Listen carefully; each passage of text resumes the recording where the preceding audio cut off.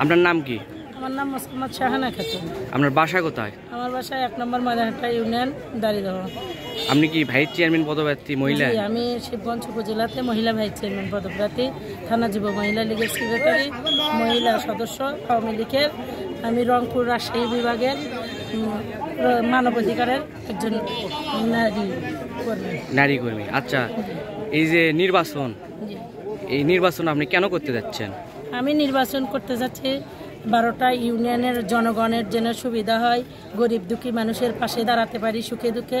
এই আমার আব্বা ময়দানহাটা ইউনিয়নের 5বার চেয়ারম্যান ছিলেন, তার মেয়ে আমরা জনপ্রতিনিধি সবসময় সেবা করার জন্যে হাতেম চেয়ারম্যানের মেয়ে।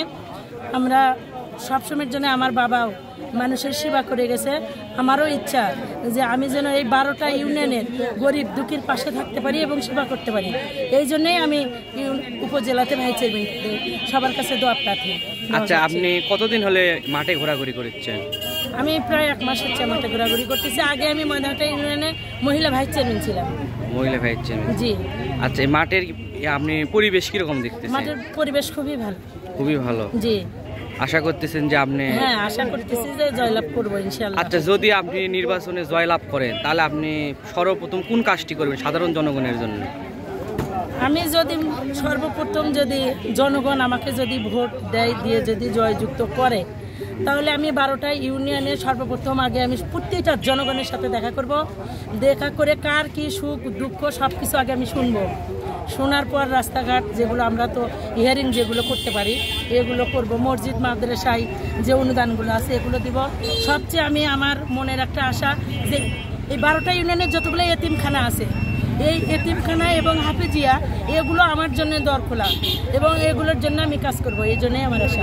অনেক চেয়ারম্যান তো প্রতিশ্রুতি দেওয়ার পরে পরবর্তীতে আপনি চেয়ারম্যান হওয়ার পরে তো তারা তো আর জনগণের সাথে দেখা করে না। না, তারা করে না, সেটা হয়তো তাদের ব্যক্তিগত ব্যাপার, কিন্তু আমি আমার জনগণকে আমার অক্সিজেন মনে করি। তারা সুস্থ থাকলে আমি ভালো থাকবো, তারা সুস্থ না থাকলে ভালো থাকবো না, এটাই আমি মনে করি। এটা আপনি মনে? জি। আচ্ছা, এখন পর্যন্ত আপনার কয়টা বাজারে ঘোরা হয়েছে, মানে কোন কোন এলাকাতে ঘোরা হয়েছে এখন পর্যন্ত? ময়দানহাটা ঘোরা হয়েছে, কিচক ঘোরা হয়েছে, আপনার রহবল ঘোরা হয়েছে, পাকুরতলা ঘোরা হয়েছে, তারপরে আটমূল এটা, তারপরে ঘুরছি আমি বিহার, তারপরে আপনার বুড়িগঞ্জ, পিরক, এই কয়েকটি এতে ঘুরছে। খয়রাপুকুর। আচ্ছা, ঠিক আছে, ধন্যবাদ আপনাকে।